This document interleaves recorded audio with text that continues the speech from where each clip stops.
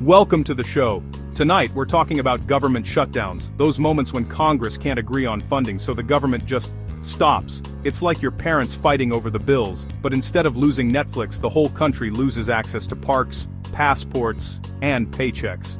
Shutdowns aren't rare, they're a recurring feature of American politics, costing billions and eroding public trust. It's political brinkmanship at its worst, with the public always caught in the crossfire. Tonight, we'll revisit the 5 longest shutdowns in U.S. history, what caused them, who caved, and what, if anything, we learned. From border walls to healthcare, we'll unpack the stubbornness and absurdity behind these standoffs. Buckle up. This is going to be a wild ride. Let's start with the record breaker, the 2018-2019 shutdown, lasting 35 days. The cause: President Trump demanded $5.7 billion for a border wall. Democrats, newly in control of the House, refused. The result: 800,000 federal workers went unpaid, airports slowed to a crawl, and food banks filled up. The standoff became a spectacle. Trump and Pelosi trading jabs, the country stuck in limbo. When airport delays hit, public pressure forced a temporary truce. Trump reopened the government with no wall funding. He later declared a national emergency to get the money, but the shutdown ended with hardship and no real victory. The lesson? Political hostages rarely pay off. The longest shutdown in U.S. history ended not with a deal, but with exhaustion. Flashback to 1995 and 96, President Clinton versus Speaker Newt Gingrich. Gingrich wanted deep spending cuts. Clinton refused to gut Medicare, Medicaid, and education. The result: a 21-day shutdown, with both sides refusing to blink. Gingrich's infamous complaint about his Air Force One treatment made him look petty, turning public opinion against the GOP. National parks closed, services stalled, and the Republicans caved, passing a budget closer to Clinton's plan. Clinton emerged stronger, winning re-election. Gingrich learned the hard way: don't overplay your hand, or whine about your seat. The shutdown became a textbook lesson in political miscalculation. Sometimes the optics matter more than the policy.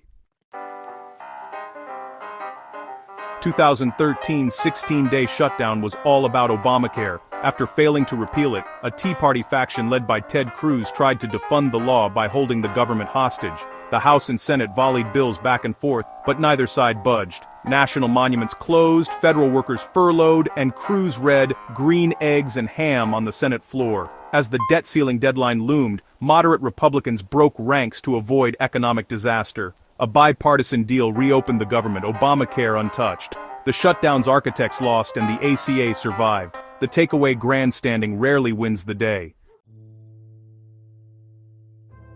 Back to 1978, an 18-day shutdown over abortion funding. The fight centered on the Hyde Amendment. The House wanted strict limits. The Senate pushed for exceptions in cases of rape and incest. The deadlock halted funding for health, education, and welfare. Shutdowns then were less dramatic, but the principle was the same. Social issues hijacked the budget. After weeks, a compromise allowed limited exceptions, pleasing no one. This set the stage for future shutdowns over culture war issues.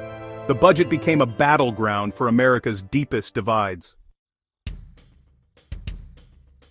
1977 was the prequel. 3 shutdowns in 3 months, all over abortion funding. The House and Senate clashed repeatedly, passing temporary bills just to keep arguing. Each shutdown lasted days, with the same fight replayed: strict bans versus limited exceptions. The public grew weary, and the Carter administration looked powerless. Eventually, a compromise allowed funding only for rape, incest, or life of the mother, with strict reporting rules. The process was messy, but it set a precedent. A small group could grind government to a halt over a single issue. Shutdowns became a tool for political leverage. The dysfunction was here to stay. 5 shutdowns, same story: political brinkmanship, public pain, and costly stalemates. Shutdowns show how easily government stability can unravel when compromise disappears. The lesson: keeping the lights on shouldn't be a bargaining chip. These stories are warnings, reminders that our systems are fragile, and leaders must learn from history. If you found this useful, subscribe for more deep dives into political dysfunction, and maybe thank your local postal worker, while you still can.